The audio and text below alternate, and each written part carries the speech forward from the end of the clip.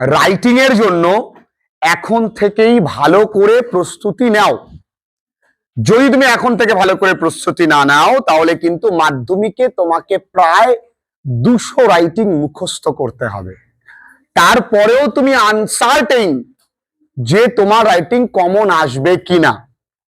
তোমাদের এতটুকু বলি, মাধ্যমিকে ইংরেজি রাইটিং খুব সহজ আসে যদি তুমি একা লিখতে পারো। তাহলে রাইটিং এখন থেকে ইমপ্রুভ করা শুরু করো। Story writing. আচ্ছা, স্টোরি দু রকম হতে পারে। এক হলো মোরাল স্টোরি, আরেকটা রিয়েল লাইফ স্টোরি বা রিয়েল স্টোরি। আমাদের সিলেবাসে যে গল্পটা আছে সেটা রিয়েল স্টোরি। তাহলে রিয়েল স্টোরিতে মোরাল হবার কোনো চান্স নেই, একটি টাইটেল হয়। তাহলে স্টোরি রাইটিং এর দুটো জিনিস অত্যন্ত আবশ্যিক, সেটা হলো টাইটেল এবং শেষে মোরাল। কিন্তু মোরাল স্টোরিতে দুটো দেওয়াই সম্ভব, কিন্তু রিয়েল স্টোরিতে দুটো দেওয়া সম্ভব নয়, একটা দেওয়াই সম্ভব। কিছু কিছু ক্ষেত্রে দেওয়া যায়। রিয়েল স্টোরির মধ্যে একটা এক্সাম্পল, এই অপারেশন সিন্দুর যখন হয়েছিল তখন এক সৈনিক যুদ্ধে যায়, তার এক সন্তান আছে। সেই সন্তান ছোট, খবর আসে মায়ের কাছে যে তার ছেলে যুদ্ধে মারা যায়। তার ছেলেকে যখন বাড়িতে নিয়ে আসে মৃতদেহটায় কফিন বন্দি করে, তার স্ত্রী এতটাই শোকগ্রস্ত যে কোনো কথা বলতে পারছে না। তার মা ওই তার ছোট্ট বাচ্চাটিকে তার মায়ের কোলে যখনই দিয়েছে, মানে ছেলেটির মা বাচ্চাটাকে যখন মায়ের কোলে দিয়েছে তখন তিনি কান্নায় ফেটে পড়েছিলেন। এই গল্পটা আমরা আজকে একা একা লিখবো, দেখবো যে কত সহজে লেখা যায়। স্টোরি লিখতে গেলে কোন স্ট্রাকচার মেনটেন করতে হয়, স্টোরি লিখতে গেলে ভালো করে শিখে নাও, না হলে কিন্তু টেনে গিয়ে ভীষণ বিপদ। স্টোরি লিখতে গেলে আমরা সাধারণত পাস্ট ইনডেফিনিট টেন্স ব্যবহার করি। কোন টেন্স ব্যবহার করি? একটু বোঝার সুবিধার্থে আরো একটা টেন্স ব্যবহার করি, বলি সিম্পল পাস্ট। একটু বোঝার সুবিধার্থে আর কোন টেন্স ব্যবহার করি? Past continuous. এবং এই পাস্ট ইনডেফিনিটের প্যাসিভ ফর্মও কিন্তু আমরা ব্যবহার করি, একটু ভালো করে বুঝে নেবে। প্রত্যেকটার যদি পাস্ট ইনডেফিনিট বলি তাহলে সাবজেক্ট, ভার্বের সেকেন্ড ফর্ম, অবজেক্ট আর রেস্ট। একটু বাংলায় ভাবো তো, যে মহিলাটি একটি গ্রামে বাস করতেন, বাংলায় বললাম, ইংরেজি কি? তাহলে দি ওম্যান বাস করতেন, লিভড, তাহলে এটা সাবজেক্ট, এটা V2, কোথায়? In a village. খুব কঠিন বলো? তাহলে মহিলাটি একটি গ্রামে বাস করতেন। এবার আসবে সিম্পল পাস্ট। সিম্পল পাস্টটা কিছুই না, সাবজেক্ট ওয়াজ অথবা ওয়্যার, তারপরে কমপ্লিমেন্ট, তারপরে রেস্ট। এবার ব্যাপার হলো তিনি ছিলেন খুবই গরিব, তাহলে আমি কি লিখতে পারি? শি ছিলেন ইংরেজি কি? ওয়াজ। খুব ইংরেজি কি? Very poor. আমরা দেখব কত সুন্দর করে একা একা লেখা যায় এই তিনটে ফর্মেশন দিয়ে। আর কন্টিনিউয়াস কি? Subject was were, subject was were, ভার্বের সাথে কি যুক্ত করব শোনা? ING, object, rest. এই হলো তোমার রুলস। তাহলে আমরা এখানে কি লিখতে পারি? আচ্ছা, তিনি একদিন বাজার থেকে ফিরছিলেন, তাহলে তিনি ইংরেজি কি? শি। ওয়াজ, ফেরা ইংরেজি কি? রিটার্নিং। কোথা থেকে? রিটার্নিং, বাজার থেকে, ফ্রম মার্কেট। এবার আমি এখানে কথায় বলেছি একদিন, তাহলে আমি এখানে শুরুতে লিখে দেব one day she was returning from market. খুব কঠিন, এই তিনটে সূত্র ধরে তোমায় কিন্তু এগোতে হবে। কি বলতে চেয়েছে শুনি। Write a story within 100 words using the given hints. Give a title to the story. এখানে কিন্তু মোরাল চাইনি। আচ্ছা, হিন্টস কি? Returning from educational excursion by bus, night journey, sudden breakdown, tires punctured, had to wait for 2 hours at a lonely place, tires fixed, back home. আচ্ছা তোমরা দেখো তো এখানে কত শব্দে লিখতে বলেছে? 100 শব্দে। হিন্টসে কত শব্দ আছে? 1 2 3 4 5 6 7 8 9 10 11 12 13 14 15 16 17 18 19 20 21 22 23 24 25 26। আমি ধরলাম 25টা শব্দে আছে, তাহলে 4 25 আমাকে করতে হবে।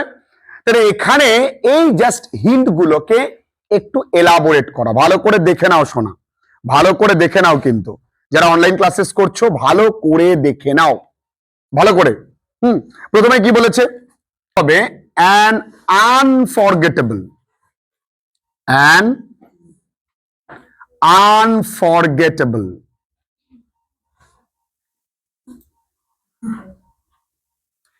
educational, শিক্ষামূলক, এক্সকারশন, খুব সহজেই বুঝে বুঝে পড়লে মুখস্থ হয়ে যাবে, কোনো ব্যাপার না। অনেকেই আছে যারা মনে করে আমি লিখতে পারি না, তারা দেখো। আচ্ছা, প্রথম বাংলা বাক্য, আমি বাংলায় বলছি। আমাদের বিদ্যালয় গত মাসে একটি শিক্ষামূলক ভ্রমণের আয়োজন করেছিল। তাহলে আমাদের বিদ্যালয় ইংরেজি কি? Our school. আয়োজন করেছিল কি? অর্গা, বা তুমি অ্যারেঞ্জড বলতে পারো, অর্গানাইজড। কিসের আয়োজন করেছিল?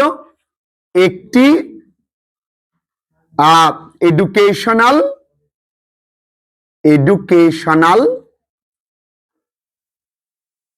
এক্সকারশনের।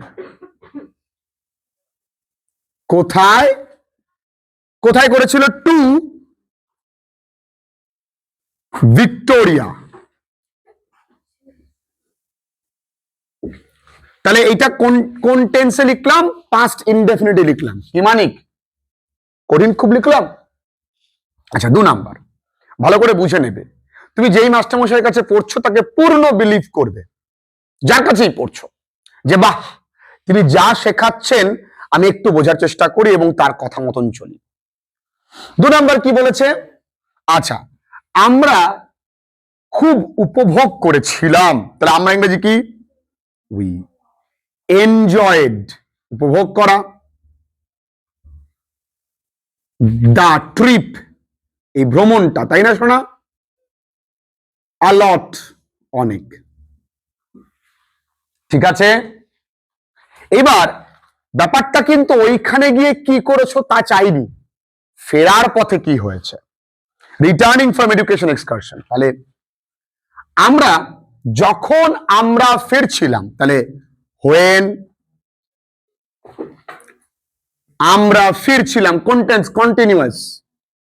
When we were returning from the place, জায়গাটি থেকে, তখন ছিল ইট ওয়াজ পাস্ট ইভিনিং, অর্থাৎ সন্ধে গড়িয়ে গেছে। ঠিক আছে। আচ্ছা, আমাদের দেরি হয়েছিল, উই গট লেট। যদি দেরি হওয়ার কথা বলে তখন এই বাক্যটা লিখতে এইভাবেই, উই গট লেট। আমরা দেরি হয়ে যাচ্ছে, উই আর গেটিং লেট। আমি দেরি করে ফেলছি, I am getting late. Clear? তাহলে উই গট লেট কিসের জন্য? Due to the traffic jam কোথাকার? অফ কলকাতা। ঠিক আছে, এবার দেখো জ্যাম কাটিয়ে, তাহলে জ্যাম কাটিং ইংরেজি কি? Overcoming.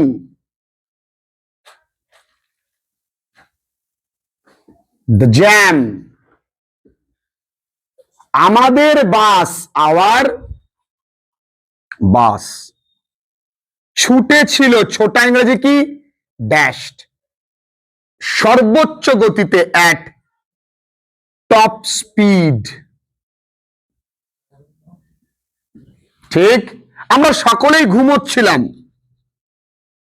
We were all asleep.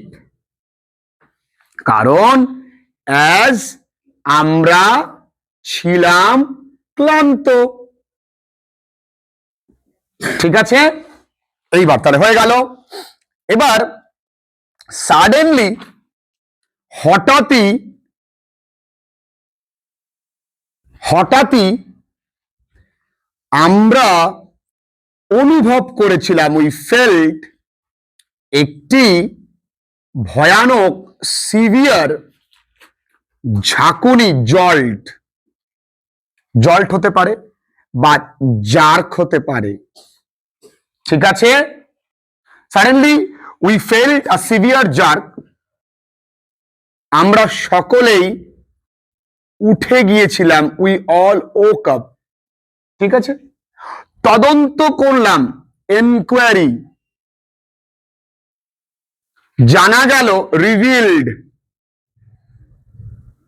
That one of the rear মানে পেছনের tyres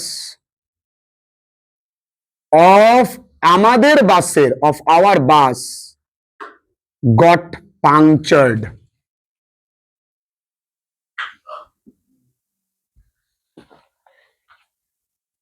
so the sudden breakdown, হঠাৎ ব্রেক মারতে হয়েছে বা ব্রেকডাউন হয়েছে। ব্রেকডাউন মানে কি?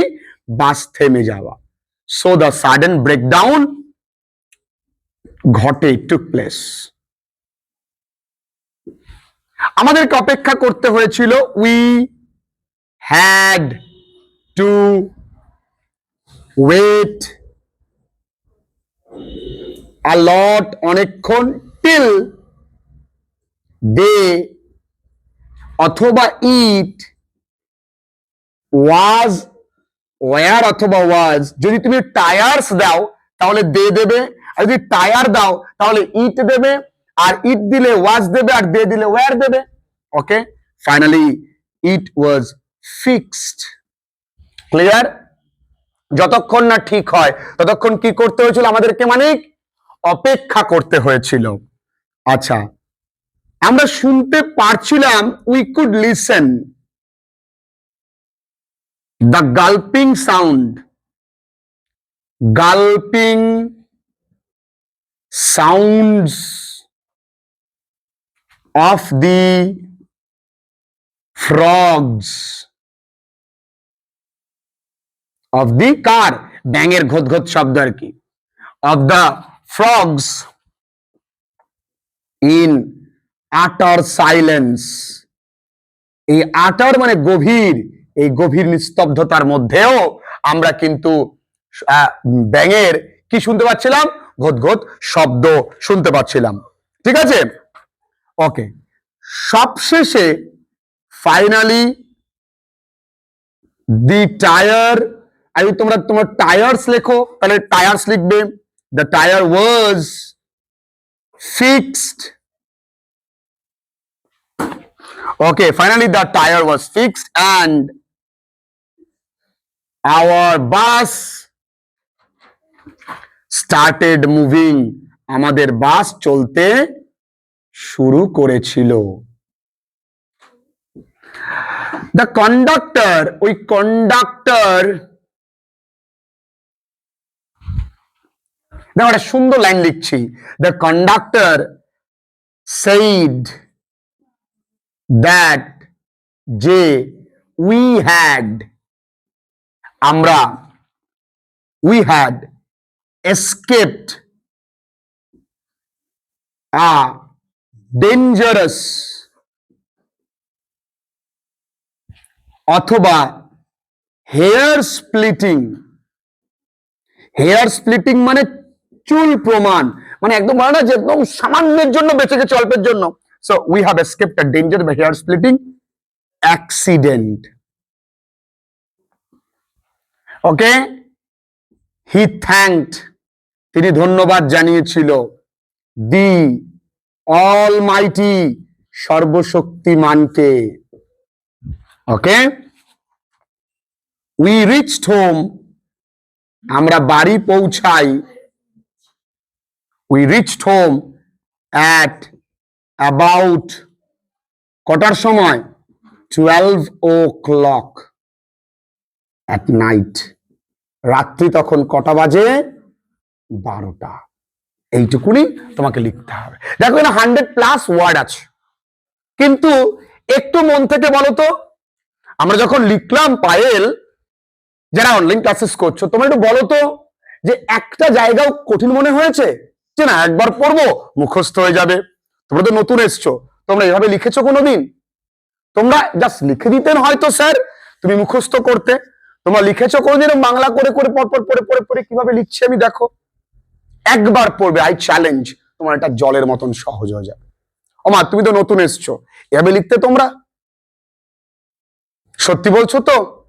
এটা বুঝতে পেরেছো? রাইটিং সহজ মনে হচ্ছে তো? রাইটিং কঠিন মনে হচ্ছে না তো? Seriously speaking, thank you very much. Story writing এর সেন্টেন্স তোমাদেরকে বাড়িতে দিয়ে দিচ্ছি, তোমরা লিখে নেবে যারা ক্লাসেস করছো। আমি সরে যাই, একবার তোমরা ভিডিওটা পজ করে লিখে নেবে। তারপর আমি বলেছি রিসেন্ট টপিক ভেরি ইম্পর্টেন্ট। কেমন গল্পটা? এক সৈনিক পাঞ্জাবে বাস করত, তোমরা পারবে নিশ্চয়ই।